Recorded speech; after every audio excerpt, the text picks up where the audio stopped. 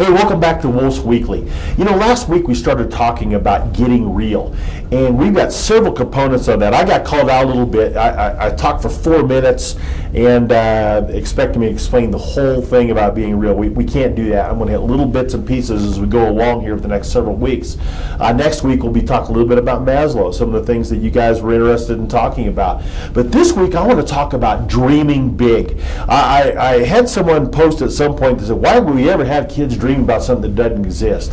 Oh, that's where the magic is. That's where the magic is, to be able to create that vision. And a vision is simply this: a compelling dream with a concrete plan to have it happen, to have it succeed.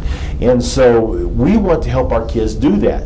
When I think about one of the great dreamers of all time for us, I think about Walt Disney. I love Disney, spending time with that. I've studied what they've done. I've gone there. I've gone through their internal, external marketing. Amazing stuff. But Walt Disney, when he started creating a vision for that did not exist. It came out of nowhere. We think about what happened in Orlando. He had this secret real estate company, bought up all the land so he could buy it up cheap, and then all of a sudden he was going to make this unbelievable magic kingdom.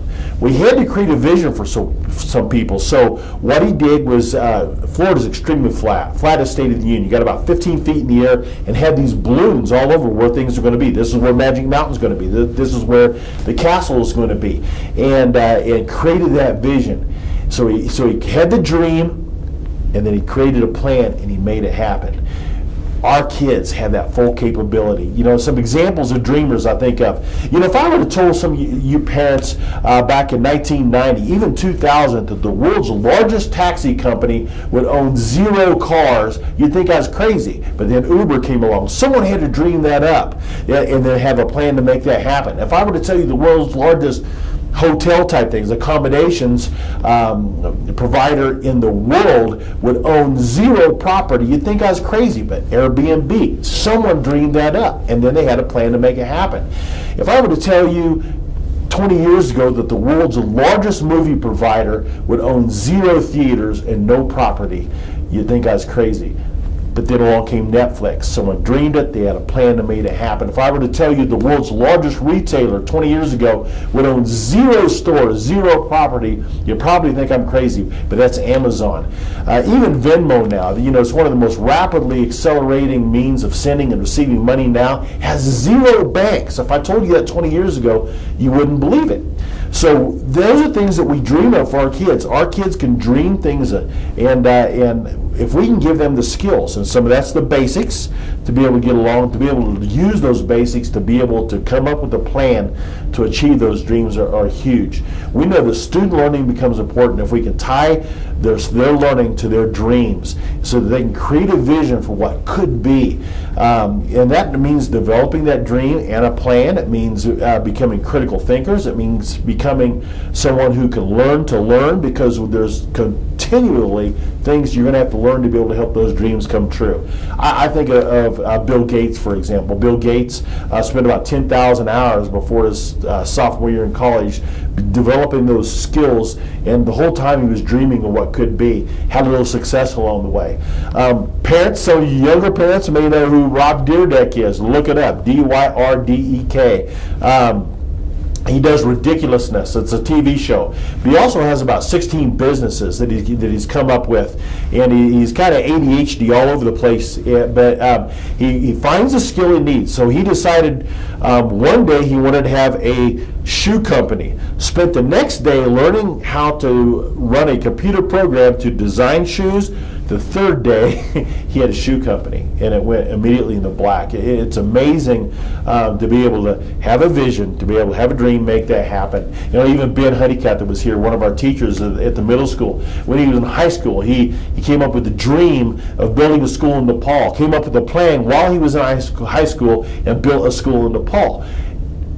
Our kids can do that. If Ben could tell you, if he can do it, all our kids can do that. your kids can do that. We're excited about that. So we're going to keep going. This is just one small portion as we continue to talk about getting real in education here at Woodland Park. Now, though, I'd like to introduce you to Sean Going. Sean is our head of security, and we've got some exciting news about a safety grant that we received and things that we're going to be working on. Hey, Sean, thank you so much for coming today. I'm excited about this grant. $334,000. Lots, yeah. Where did we get that? So, you've been talking about dreaming big, and Yes. I had a dream about securing our entrances to our schools better. And I went and asked for money from the school district, and of course I was told we don't have money. So there was a grant that came out through the state, and we applied for the grant. And with a lot of help, I was able to secure some funds for us to You had some pretty good help. You had Stacy. Yep. Working on write it again. Brian was helping come up with some details on that. Absolutely. Ron Stone. Yes.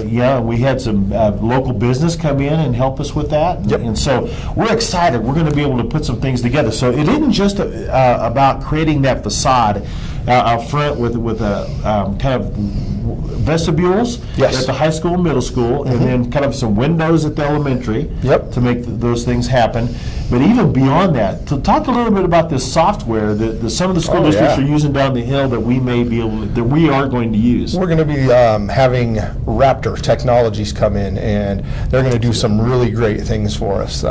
We're going to be able to screen people electronically. We're going to be able to make sure that it's people that we want inside of our schools, as opposed to maybe a bad person who wants to come in. Right, so if we have somebody that's coming into the school the first time, and we don't know who they are, they pull out the wallet, they hand us a driver's license, got to have some ID, driver's right. license, and Must then have we're ID. able to take that information, and it will let us know if they're good guy, bad guy. You bet. Raptor provides us with the database of all the sex offenders, and we can also customize it for if we have custody issues or things like that.